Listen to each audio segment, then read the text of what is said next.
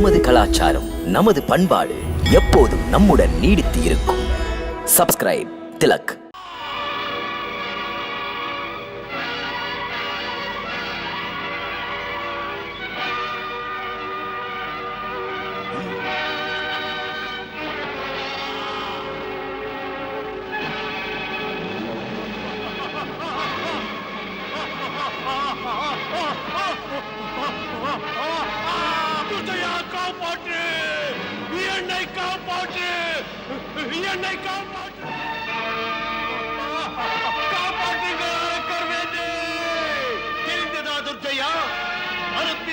வலிமை மிக்கவர் என்று அந்த யாகத்தை அழிக்க என்னால் பொறுக்க முடியவில்லை.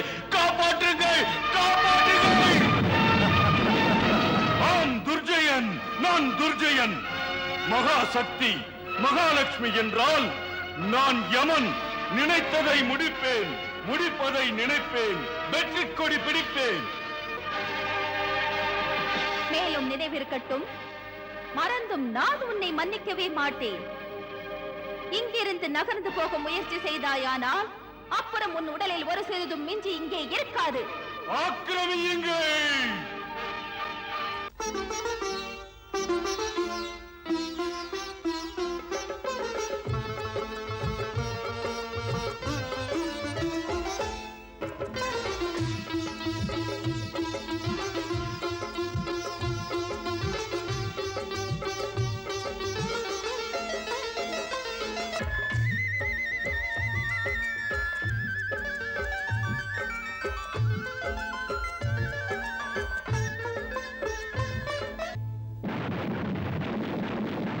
துர்ஜயா, அச்சப்படும் உன்னை கொல்லாமல் நான் விடுகிறேன். சற்று நில் துர்ஜயா. கொடுமைக்காரனே, அந்த ராஜா ரத்னாகரனை, அவர் ராணி விஜயாவை நீ வெறுக்கிறாய். அவர்கள் குழந்தை வேண்டி செய்ய தொடங்கிய மகா யக்னத்தை குறைப்படுத்த நினைத்தாய். அதே ராஜா ரத்னாகரர், ராணி விஜயா உன்னை கொல்பவனை பெற்றெடுப்பார்கள். அவர்களுடைய குழந்தை உன் முடிவை தரப்போகிறது. குமாரி கன்னிகாவின் பூஜையை நீ முடக்க பார்த்தாய் அல்லவா? முடிய போவது நீதான். உனக்கு வரும் முடிவே ஊரை கெடுப்பவன் முடிவு.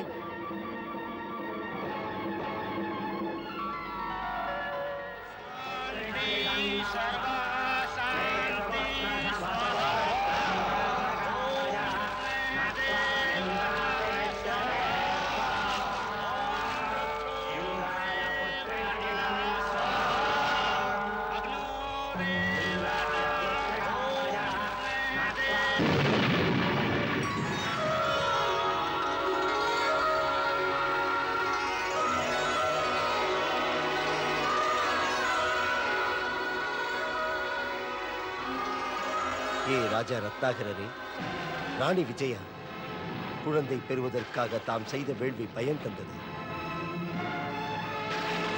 தெய்வ பிரசாதத்தை பெற்றுக் கொள்ளுங்கள். காலம் உங்கள் கனவை நிஜமாக்கியது.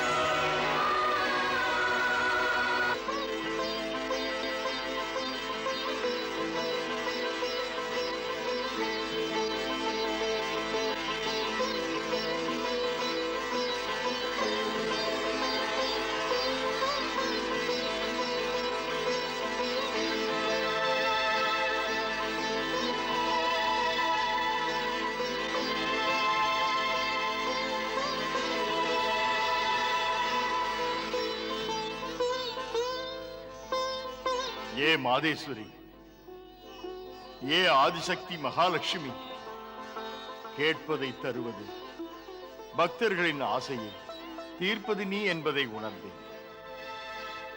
ஏ மாதா, நான் பெற்ற பேரு நீ தந்த பிரசாதம். தாய் நீயே தெய்வம் என்பதை உண்மையாக்கி என் மடியிலும் ஒரு குழந்தை தவிழ நீ அருள் புரிந்து விட்டாய். நன்றி சொல்ல வார்த்தை இல்லை. அமைதியற்ற எங்கள் வாழ்வுக்கு அமைதி தந்து ஆனந்தப்படுத்தினாய். நம்பிக்கை பொய்யாகவில்லை. அம்மையே அருள் பெற்றேன். என்னை நீ அன்னையாக்கினாய்.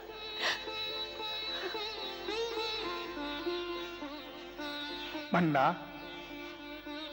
ஆணை என்ன குருதேவா? அன்னை தந்த பிரசாதத்தை எடுத்துக் கொள்ளுங்கள்.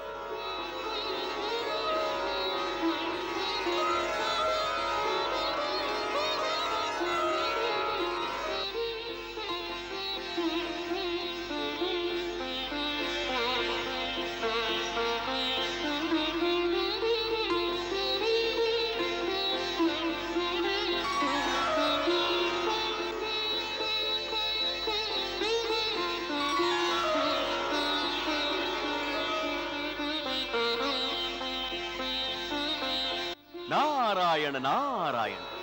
ஹே மகாதேவி மகாலட்சுமி, இதெல்லாம் என்ன நாடகங்கள்?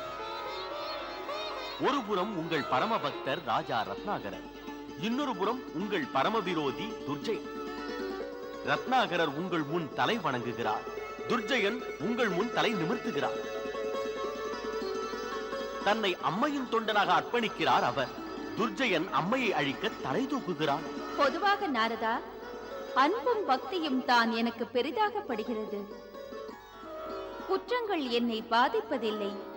சத்திய தர்மத்துக்கு தலை வணங்கும் ஒருவனை அகிலத்து மக்கள் அவனை கண்டு ஆனந்தப்படுகிறார்கள், அவனை பாராட்டுகிறார்கள், அன்பு காட்டுகிறார்கள். தெய்வமும் வரம் தருகிறது. ஏன் தேவி, தாம் போற்றும் ரத்னாகரரின் செயல்கள் தாம் நெறிப்படுத்தியதுதானே? இப்போது தாம் குழந்தை செல்வத்தையும் அளித்தீர்கள். ஆம் நாரதா, பிரபுவின் பெருமையே இதுதான். என் பிரபுவின் இயல்பு தமது பக்தரின் எதிரே தலை தாழ்த்துவது. அதோடு நானும் என் பக்தர் ரத்னாகரனின் மகளாக பிறந்து அப்பாவாக நினைத்து அங்கே குழந்தை போல் நடந்து கொள்வேன். நாராயண நாராயண. தேவி, தாம் கண்ணசைத்தால் போதாதா? வணக்கம் மாதா.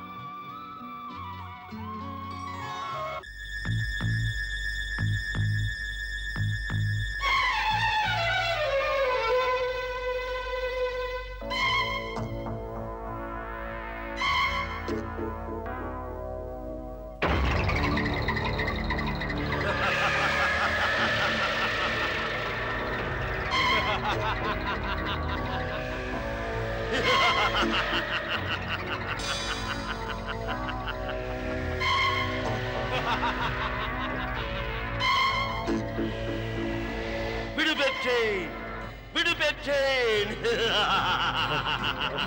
ஆம், விடுபெற்றேன், விடுபெற்றேன். விடுபெற்றேன், விடுபெற்றேன். ஆம், விடுபெற்றேன். நிறுத்துங்கள்! பயங்கரமான என் பிரபாவம் பொய்யாகி விடுமா?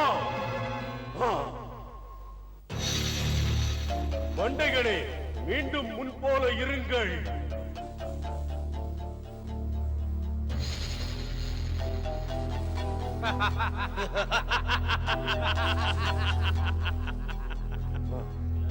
அஜம்!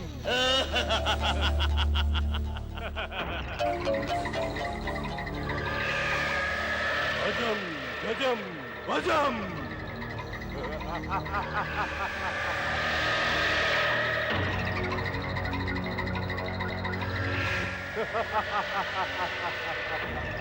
தெரிந்ததா மண்டையே என் பிரபாவம்? ஏமாற்ற முடியாது என்னை, தப்பித்து போக முடியாது. மர மண்டைகளே, போக முடியாது என்னை விட்டு. இல்லை துர்ஜயா, போகும் முயற்சி அல்ல. ஏமாற்றம் உனக்கு காத்துக் கொண்டிருக்கிறது. எனக்கா? என்னவென்று சொல் நீ. கேள், ஏமாறி இருந்த எங்களுக்கு விடிவு காலம் நெருங்கிவிட்டது. நடக்க விடமாட்டேன். மேலும் பிடி இறுகும். இருகாது துர்ஜயா. காலம் உனக்கு சாதகமாயிருந்த வரையில் உன் கையும் ஓங்கி இருந்தது. இனிமேல் நடக்காது. இப்போது ராஜா ரத்னாகரரின் யாகம் முழுமை பெற்றது. என்ன? ஏன் நடுங்குகிறாய்? ராஜா ரத்னாகரரின் யாகம் பலன் கொடுக்க இருக்கிறது. அதோடு ராஜா ரத்னாகரர், ராணி விஜயா யஜ்ய பிரசாதத்தை அடைந்தார்கள். ராணி விஜயா பிள்ளை பெறுவாள். உன் மரணத்துக்கு வழியமைப்பான். இது நடக்காத கற்பனை, கதை அளப்பதே. ராஜா ரத்னாகரின் மகள் தீர்ப்பெழுத வருகிறாள். உனக்கு ஏமாற்றப்பட்ட என் போன்றவரை விடுதலை செய்வாள். நடக்காது, நடக்காது, நடக்காது. நடக்காது என்று சொல்வதா நீ? ஆதிசக்தி முடிவெடுத்தால் அதை தடுப்பதற்கு நீ யார்? உரிய நேரத்தில் ராஜா ரத்னாகரர் ராணி விஜயா யஜ்ய பிரசாதத்தை ஏற்றிருக்கிறார்கள். அற்பனே, நீ மடிவாய். உனது பிடியிலிருந்து நான் விடுபடுவேன். நடக்காது.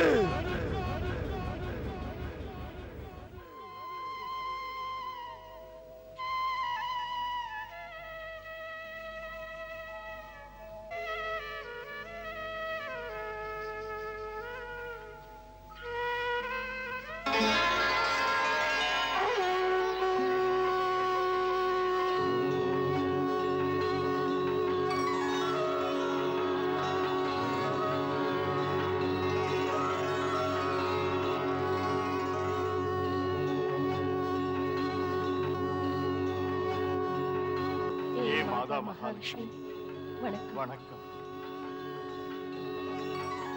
எல்லாம் இனி நல்லதே. அம்மை என்னிடத்தில் அளவற்ற பக்தியுடன் நம்பிக்கை தளராது பெருவேள்வி செய்தீர்கள், அன்புடன் பூஜையும் செய்தீர்கள்.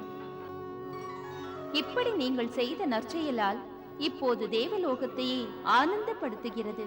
என் மனதும் பரிந்து வரமளிக்க வேண்டும் என்று என்னை தூண்டுகிறது.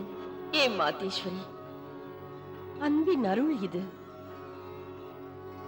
அம்மையே கதியென்று நம்பினேன். நம்பி இருந்ததற்கு பலன் இது. தவறாது. நம்பி தொழுதவருக்கு ஏமாற்றம் இருக்காது. முயற்சிகள் எப்போதும் தோற்காது. நற்பயன் எப்படி வந்தது? நாடு போற்றும் தவத்தால், யாக மந்திரத்தால், சிருஷ்டிப்பவரின் சிந்தையை குளிர வைக்கும் வேள்வி மந்திரங்களின் ஒலிநயத்தால் வந்தது. ஆகையால் தாய்மை அடைய துடிக்கும் நீ அதை பெற, மகளே உன் மகளாய் தத்துவ உட்கருத்தின் ரூபத்தில் வைஷ்ணவி தேவியாக அவதரிப்பேன். மாதேஸ்வரி, அன்னையே எனக்கு மகளாக. ஆம் அரசே, பலமுறை உங்கள் சொப்பனத்தில் தோன்றி மகிழ்விக்க பிரியமுடன் தரிசனம் தந்தேனே. இப்போது சொப்பனம் நிஜமாகிறது. மன்னா, உன் மகளாய் நான் அவதரிக்கப் போகிறேன். கேட்பதை தந்தாய் மாதேஸ்வரி, கேட்பதை தந்தாய். மன்னிக்க வேண்டும் தாய். அம்மையே, உன்னை மகளாக வளர்ப்பதில் எங்கள் பக்கம் குறை இருந்தால் அது அது பற்றித்தான் பயமாக இருக்கிறது எமக்கு. அன்புள்ளவர்கள் குறைபாடோடு என்னை வளர்த்தால் என்ன? மனம் ஒன்றி செய்யும் செயலில் குறையை நிறைதான். அம்மா, உன் அவதாரத்தை காண காத்திருக்கிறேன். மன்னவனே, நான் வாழ்கின்ற இடம் வளமை கொழிக்கும், இல்லை என்பதே இருக்காது. செல்வ மகள் வந்தால் சென்று விடுமே துயரங்கள். பொன்மகள் என் மகளாய் வளர்ந்தால் இந்த இடத்தில் 8 செல்வங்களும் இருக்குமே. அப்படியே ஆகட்டும்.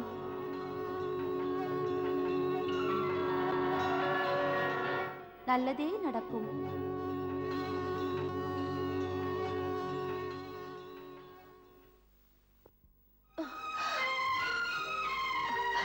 சுவாமி, விஜயா, மிக்க விந்தையான சொப்பனம் கண்டேன்.